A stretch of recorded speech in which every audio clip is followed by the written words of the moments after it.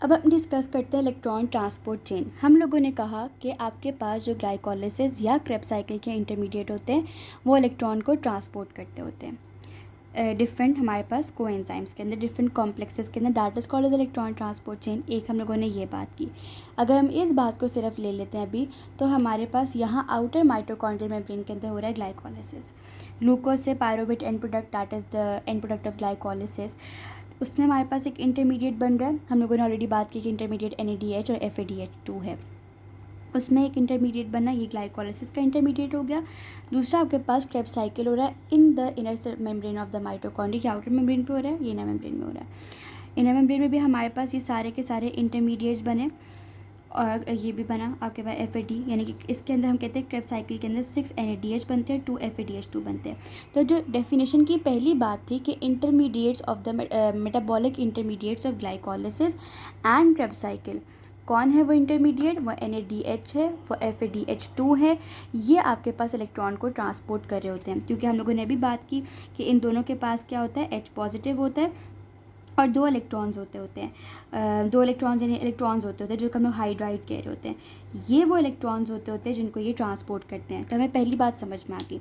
कहाँ पे ट्रांसपोर्ट कर रहे होते हैं? कॉम्प्लेक्सेस में ट्रांसपोर्ट करते हैं। हम इन कॉम्प्लेक्सेस को देखते हैं। कॉम्प्लेक्स 1 हम लोगों ने पहले अभी डिस्कस किया, उसमें NADH डिहाइड्रोजिनेस है, उसमें NADH है, उसमें FMN है। अब होता क्या है कि ये जो इलेक्ट्रॉन्स आपके पास हैं, हम इसमें ले लेते हैं फॉर एग्जांपल, इसका एक इलेक्ट्रॉन था, ठीक है।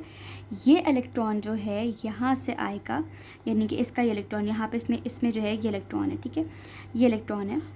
ये इलेक्ट्रॉन जो NADH का होता है ना, NADH कहता है कि मुझे ये इलेक्ट्रॉन नहीं चाहिए, तो वो क्या करता है, वो अपना इलेक्ट्रॉन जो होता है वो FMN को दे देता है। जब वो अपना इलेक्ट्रॉन FMN को दे देता है, यानी FMN की हो जाती होती है रिडक्शन। जब उसकी रिडक्शन होती है तो FMN FMNH2 के अंदर कन्वर्ट हो जाता है, फ्लेवन मोनोन्यूक्लियोटाइड, इसकी रिड्यूस्ड फॉर्म होती है। और जब यहाँ पे लॉस ऑफ इलेक्ट्रॉन हुआ, इसकी ऑक्सीडेशन हुई, तो आपके पास NADH NAD पॉजिटिव में कन्वर्ट हो गया। चूँकि इसने इलेक्ट्रॉन इसको दे दिया था तो ये रिड्यूस फॉर्म में कन्वर्ट हो गया। वो इलेक्ट्रॉन कहाँ से आए थे? इनके स्ट्रक्चर के अंदर हमारे पास इलेक्ट्रॉन्स होते हैं।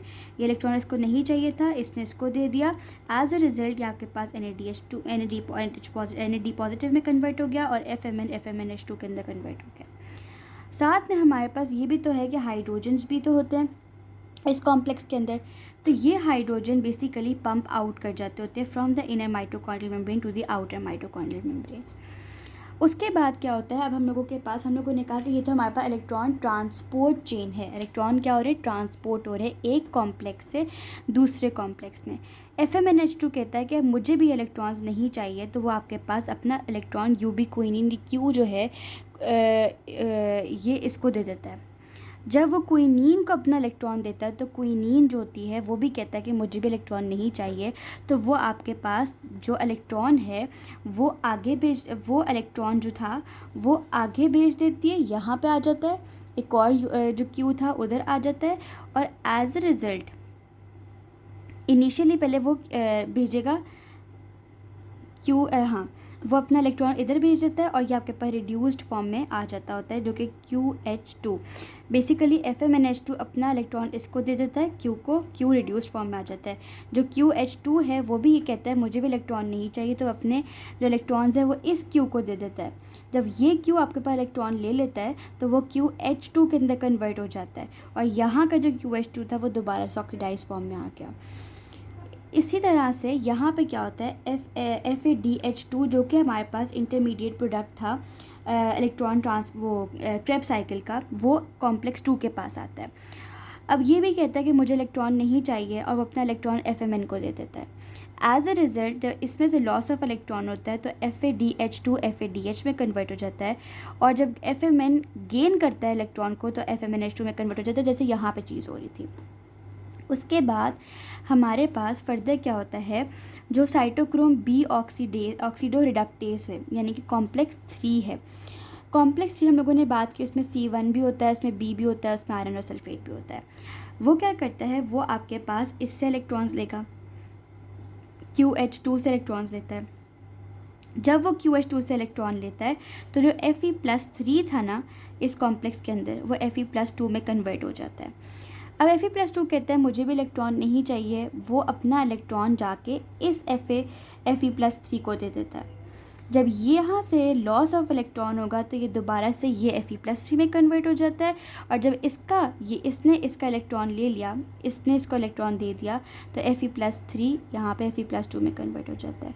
अगेन यही होता है, Fe+2 कहता है मुझे इलेक्ट्रॉन नहीं चाहिए, तो अपने इलेक्ट्रॉन इस अगले Fe+3 को दे देता है।